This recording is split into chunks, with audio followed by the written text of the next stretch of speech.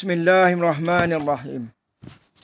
Aku hairan dan sedih sikap ulama, terutama ulama Melayu Nusantara.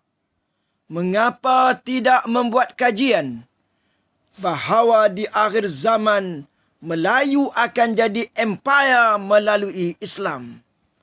Memberitahu orang Melayu Islam agar berjuang ke arah itu dengan membawa 5 prinsip Tuhan,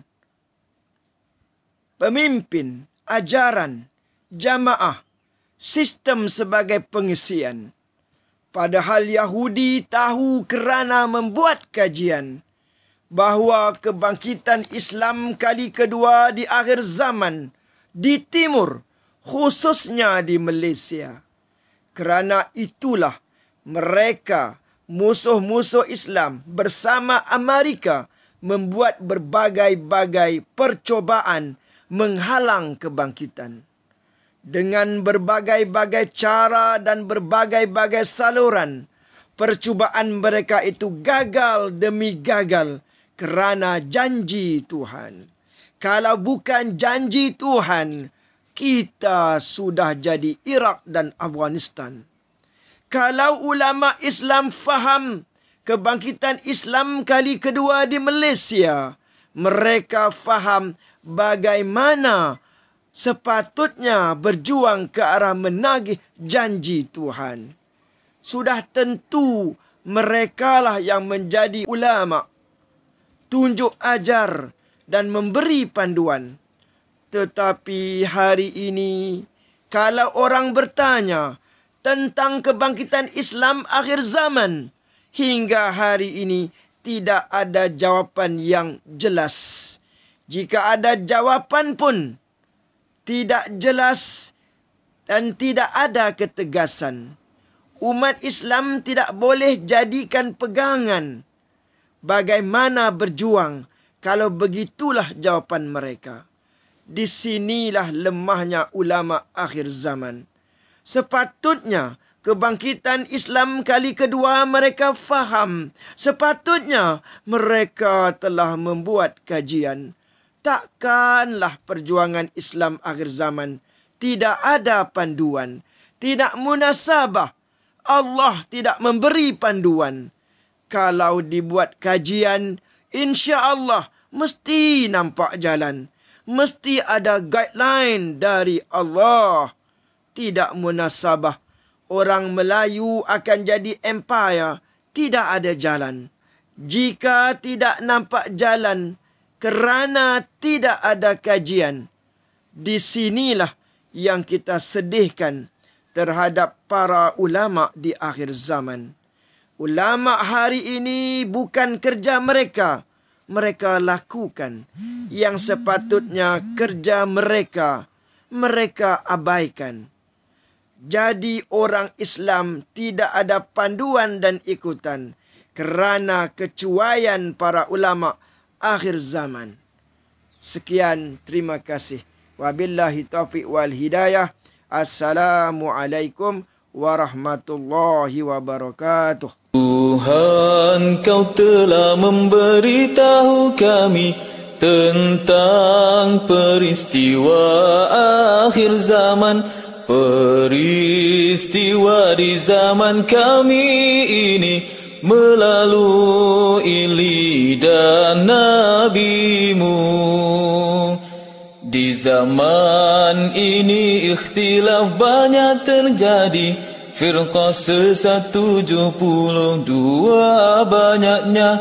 Al-Quran dijadikan barangan dagangan, isinya sudah tidak dihiraukan. Tuhan, kekasih-Mu memberitahu dunia dijadikan barang yang diburu.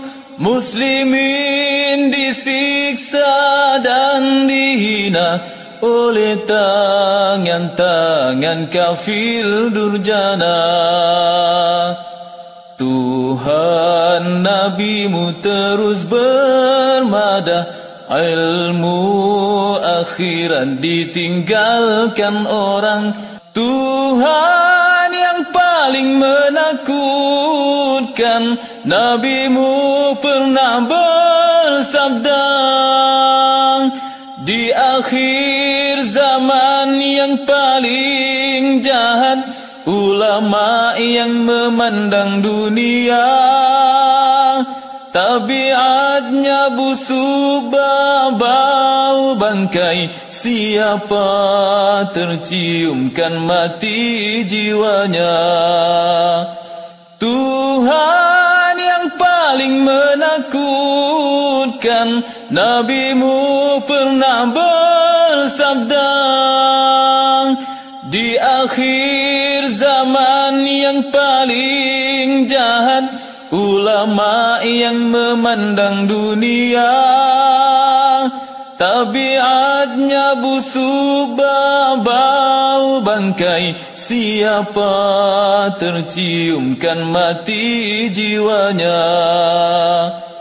Tuhan Nabimu menyambung lagi terhadap peristiwa akhir zaman. Perempuan hilang malunya, anak tidak hormati ibu bapa, bahkan keduanya dijadikan kuli atau sudah tidak dipeduli. Tuhan penutup kata kami ceritakan dari lidah Nabi kekasihmu, rezeki yang halal susah dicari, ibarat mencari berlian berharga. Tuhan kekasihmu menjanjikan kedatanganmu jadid baru. Muslimin nasibnya akan terbela, rumah-rumah Tuhan penuh riang, rumah-rumah syaitan akan musnah, perempuan-perempuan akan dilindungi, anak-anak soleh dan solehah, kebenaran kan pasti terbukti. Tuhan, Kau telah memberitahu kami tentang peristiwa akhir zaman, peristiwa di zaman kami ini melalui lidah Nabimu.